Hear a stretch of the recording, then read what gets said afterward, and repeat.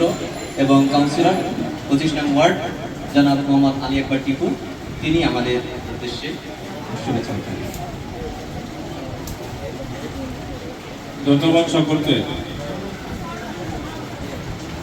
প্রতি বছরের ন্যায় আজকে আমরা এই গুরুত্বপূর্ণ অনুষ্ঠানটি উদযাপন করার সুযোগ পাচ্ছি। এই কারণেই আমাদের BD 0346 কে ধন্যবাদ এবং কৃতজ্ঞতা প্রকাশ করি। আর আজকের এই বার্ষিক উপহার এবং বিতরণ অনুষ্ঠান যারা অর্থায়ন করেছেন, কম্পোসার ইন্টারন্যাশনাল বাংলাদেশ, এনাদেরকে আমরা বাংলাদেশের পক্ষ থেকে, আমরা 25 নম্বর ওয়ার্ডের কাউন্সিলর এবং জনগণের পক্ষ থেকে এবং বাংলাদেশ সরকারের মহিলা বিষয়ক অধিদপ্তরের পক্ষ থেকেও আমরা ধন্যবাদ এবং কৃতজ্ঞতা জানাচ্ছি। আজকের এই অনুষ্ঠানে সভাপতিত্ব করছেন রোনাল্ড দেবে টাবলু। এখানে বিশেষ অতিথি হিসেবে বক্তব্য রেখেছেন আমাদের মহিলা বিষয়ক অধিদপ্তর উন্নয়ন বিশেষ গুরুত্বপূর্ণ মানুষ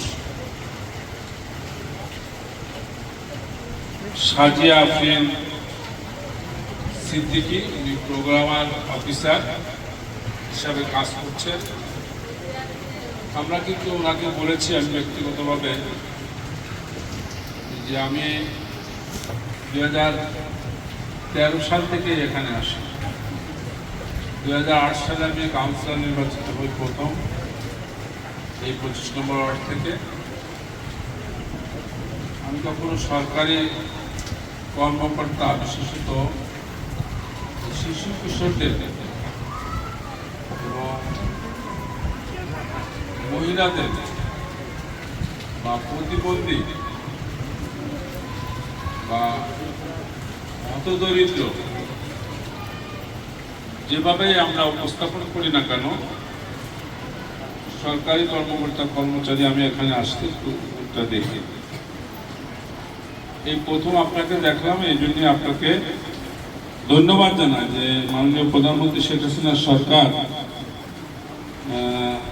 স্মার্ট বাংলাদেশ নির্মাণ করার যে কৌশল উনি ঘোষণা করেছেন, সেই জন্য আপনারাও বাংলাদেশের প্রত্যন্ত অঞ্চলে আপনাদের মতো ডাইনামিক লেডিরা, শিক্ষিত সমাজ, অর্থাৎ আগামী দিনের এই যে আমাদের প্রজন্ম 2041 সালের যে প্রজন্ম, 2041 সাল বাংলাদেশের জন্য একটি গুরুত্বপূর্ণ সীমানা প্রাচীর। 2041 সাল অভাবনীয় একটা ডিক্লিয়ারেশন বাংলাদেশের নাগরিকদের জন্য। মাননীয় প্রধানমন্ত্রী শেখ হাসিনা বঙ্গবন্ধুর কন্যা, মুক্তিযুদ্ধের আদর্শকে তিনি লালন পালন এবং ধারণ করেন। 30 লক্ষ শহীদের রক্ত, যাকে উনি সবসময় তিনি মনে রাখেন। 2 লক্ষ মা বোনের ইজ্জত হারানো সেই 1971 স্বাধীনতার সেই মর্মস্পর্শী বেদনা বঙ্গবন্ধুর কন্যা জননেত্রী শেখ হাসিনা সবসময় যদি মনে রাখেন। উনি 2041 সালে আমাদের এই যে বসে আছেন যে প্রজন্ম, 2041 সালে বাংলাদেশ হবে স্মার্ট একটি বাংলাদেশ, সমৃদ্ধশালী বাংলাদেশ, তথ্য প্রযুক্তি নির্ভর পৃথিবীর উন্নত বিশ্বের যে সকল আধুনিক কান্ট্রি আছে তাদেরকে সরাসরি প্রতিযোগিতার একটি বাংলাদেশ 2041 সালে স্মার্ট বাংলাদেশ। তখন বৃদ্ধের সংখ্যা হ্রাস পাবে, শিশু এবং কিশোর কিশোরীরা থাকবে এবং 65% ইয়াং জেনারেশন শিক্ষিত থাকবে, তারা তথ্য প্রযুক্তির মানুষ থাকবে। অর্থাৎ পৃথিবীর 15 থেকে 16টা কান্ট্রির মধ্যে বাংলাদেশও একটি সমৃদ্ধশালী শক্তিশালী রাষ্ট্র হবে, স্মার্ট বাংলাদেশ হবে। এটা হচ্ছে শেখ হাসিনার পরিকল্পনা। সেই যোদ্ধা হচ্ছে তোমরা, সেই যুদ্ধটা তোমাদেরই করতে হবে। সেই কারণে আজকের এই প্রতিষ্ঠান আমাদের মনে করবো যে এটা আমার কাছে একটা অলৌকিক প্রতিষ্ঠান। এই বাইরের রাষ্ট্র থেকে যারা আমাদের রাষ্ট্রের নাগরিক, কারণ মানবতা হচ্ছে হ্যালো এভরিবডি সাইলেন্ট, কথা বললে কথা বলবো না, আর কথা যদি বলো তাহলে তোমাদের এখানে এসে আমাদের সাথে কথা বলতে হবে। মাইকে কথা বলো, আমরা শুনি, ঠিক না? তোমাদের গান শুনলাম, তোমাদের নাচ দেখলাম, এখন আমরা বুড়া মানুষরা আসছি, তোমরা যদি আমাদের কথা না শোনো একদিন তোমরাও বুড়া হবা, তোমাদের কথা কেউই শুনবে। বুড়া কি হবা একদিন? সারা জীবন এরকম স্বপ্নে বিভোর কিশোরী থাকবে। আম গাছের আম ছিঁড়ে খাবো, লিচু গাছের লিচু ছিঁড়ে খাবো, মুরগি দৌড়ে যাচ্ছে তাবড়ায় ধরবো, আর লুডু খেলবো, ঘরে বসে লুডু খেলবো। এগুলো তো অনেক স্বপ্ন খেলা। ঘরে বসে ফেসবুক খেলা, হ্যাঁ ফেসবুক দেখো কে কে আর তোলো, ইউটিউবে থাকো কে কে আর তোলো। সত্য কথা বলেছে, কিন্তু অনেকে থাকে কিন্তু তারা হাত তোলে, অর্থাৎ তাদের মধ্যে মানসিকতা দুর্বলতা কাজ। তুমি যতই পথে হাঁটতে থাকো না কেন, যে পথেই যাও না কেন, সে পথে কিন্তু কাটা বিছানো। সেই পথটা যদি মসৃণ হয়, তারপর তো তোমার চলার জীবনে তোমার স্মার্ট জীবন গড়ার ক্ষেত্রে, মানবিক জীবন গড়ার ক্ষেত্রে, নিজেকে শিক্ষা দীক্ষায় একজন সৎ যোগ্য মানুষ হিসাবে প্রতিষ্ঠা করার লক্ষ্যে তোমাকে কিন্তু প্রতিনিয়ত ওই কাঁটাযুক্ত রাস্তা সভ্যতার আদর দিয়ে সুন্দর করে গড়ে তুলবে। অর্থাৎ নিজেকে আদর্শ সন্তান হিসাবে যদি তুমি প্রস্তুত করতে না শেখো, তাহলে কিন্তু তুমি একদিন মুখ থুবড়ে পড়বে। তোমরা কি কেউ রিক্সা চালাতে চাও? এখান থেকে 10 বছর পরে কে কে চাও? কেউই চায়। তোমরা কি কেউ বারবার হতে চাও? নাপিত চুল কাটবা, কে কে চাও? কেউ। ঠেলা গাড়ি খেলতে চাও? আমি ঠেলা গাড়ি নিয়ে ইলেকশন করেছি। ঠেলা গাড়ি ঠেলতে চাও? চাও না।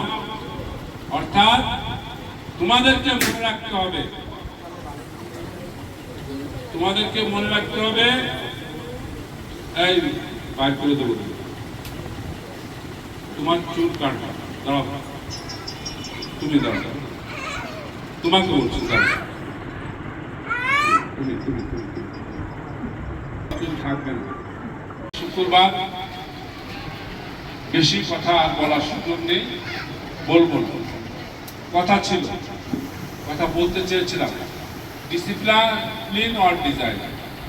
ডিসিপ্লিন যদি কোনো প্রতিষ্ঠানে না থাকে, সেই সন্তানদের যদি না থাকে, কারণ এখানে টিচাররা আছে অনেক কষ্ট করে। এখানে অন্য এলাকার সম্পদ, অন্য রাষ্ট্রের সম্পদ আমার রাষ্ট্রের সন্তানদের পিছনে বিনিয়োগ হচ্ছে, আর সেই বিনিয়োগের সম্পদটা যদি আমি ধরে রাখতে না পারি, আমি যদি তাদেরকে রেসপেক্ট করতে না পারি, ওয়ান কাইন্ড অফ রেসপেক্ট যদি করতে না পারি, আমি যদি তাদের ওই অর্থকে সম্মান করতে না পারি, তাদের যে চেষ্টা, সেই চেষ্টাটাও বিফলে যাবে। আর শিক্ষকদের যে পরিশ্রম, সেই পরিশ্রমটা বিফলে যাবে। আমাদের যে ভালোবাসা এবং আন্তরিকতা তোমাদের প্রতি আছে, আমাদের সেটাও আস্তে আস্তে স্লোথ হয়ে যাবে, আমাদের গতি হারাবো, আমরা ব্যাকআপে হাঁটতে থাকবো। এইটা নিজেদের ক্ষেত্রে, অর্থাৎ প্রত্যেকটা মানুষ তার ব্যক্তিগত জীবন সম্পর্কে দিনের মধ্যে একবার পজিটিভ চিন্তা করলেও করে। আমি মনে করি তোমরা দিনে একবার পজিটিভ চিন্তা করো, দেখবা এক সময় তোমরা অনেক বড় মানুষ হবে। কারণ এই যে আজকে বসে আছো, কালকে তুমি এদেশের একজন ম্যাজিস্ট্রেট হতে পারবে, কালকে তুমি একজন শিক্ষক হতে পারবে, কালকে ইউনিভার্সিটির ভিসি হতে পারবে, তুমি সেনাবাহিনীর একজন কর্মকর্তা হতে পারবে, তুমি বাংলাদেশের মন্ত্রণালয়ের সচিব হতে পারবে। অর্থাৎ এই বাংলাদেশকে এগিয়ে নেওয়ার জন্য তুমি হচ্ছে আমাদের সোনার নাগরিক, তোমরাই হচ্ছে আমাদের সভ্য নাগরিক। তোমরা আমাদেরকে একটা সময় পরিচালিত করবে, আমরা মাইনাস হয়ে যাব, আমরা হয়তো 10-15 বছর এই রাস্তার জন্য কাজ করতে পারবো, তারপরে আমরা এক সময় দিগন্ত বাঁকা দিকে হয়। আমার সেই পূর্বের সোনালী যে স্বপ্ন, সেই স্বপ্ন তোমাদের উপর আমরা আস্থার সাথে ছেড়ে দিয়েছি। তোমরা আগামী দিনের সুখার সম্পন্ন হিসাবে নিজেকে প্রতিষ্ঠা করো। মা বাবার চিন্তা এবং কৌশল থেকে তোমরা মানুষের দ্বারে দ্বারে পৌঁছে দাও। মা বাবাকে খুশি রাখো, মা বাবা সহ ঘরের ভাই বোনকে খুশি রাখো, দেখবা যে সবচেয়ে শান্তি পাবা। শান্তির নীড় হচ্ছে নিজের ঘর। সেই ঘরটাকে যখন তুমি যোগ্যতার সাথে সামলাতে পারবে, তখন কিন্তু তুমি সুনাগরিক হিসাবে নিজেকে প্রতিষ্ঠা করতে পারবে। আজকে এখানে অনেক নেতৃবৃন্দ আছে আমাদের, যারা দীর্ঘদিন আমার সাথে খুব সম্পর্কযুক্ত এবং by relation, hot relation, hot connection. আমার সাথে বিভিন্ন ডিজাইনে তাদের সাথে একটা সভ্যতা আছে, পরিচয় আছে। সেই মানে যেমন ডাক্তার ভুয়াল মৃধা আমাদের দাদা, দীর্ঘ সময় আমার সাথে সম্পর্ক। এবারের প্রত্যেকটা মানুষের সাথে, প্রত্যেকটা পরিবারের সাথে আমাদের একটি যোগসূত্র আছে। আমাদের এবারে হিন্দু, মুসলিম, বৌদ্ধ, খ্রিস্টান চারটা ধর্মশালী। আমি খুশি, আমি এই চারটা ধর্মের মানুষকে নিয়ে আমি নেতৃত্ব দিই। আমাকে ওরা নেতৃত্ব আমার কাছে দিয়েছে, ওরা আস্থা পেয়েছে আমার কাছে মনে হয়। আমি মনে হয় এবারের মানুষের সাথে বিশ্বাসঘাতকতা করিনি, অভদ্রতা করিনি। মানুষ আমার কাছ থেকে রেসপেক্টের বাইরে কোনো শব্দ মনে হয় পারি। আমি মাদকের বিরুদ্ধে কথা বলেছি, আমি সন্ত্রাসীদের বিরুদ্ধে কথা বলেছি। মাদক আমাদের ওদের প্রায় 95% ধ্বংস। আমরা অনেক কাজ করেছি ওদের মানুষের। আমরা চাই যে আমাদের এই সোনালী অর্জন, আমাদের ছেলে এবং মেয়েরা যদি সুন্দর থাকতে পারে, থাকাটা আমাদের কোনো একদিন ওদের তোমাদের মধ্যে থেকে কেউ কাউন্সিলর হতে পারে। মানুষ এই ঋষিপাড়ার অনেক ছেলে মেয়েরা মাস্টার্স, অনার্স এবং চাকরি করছে।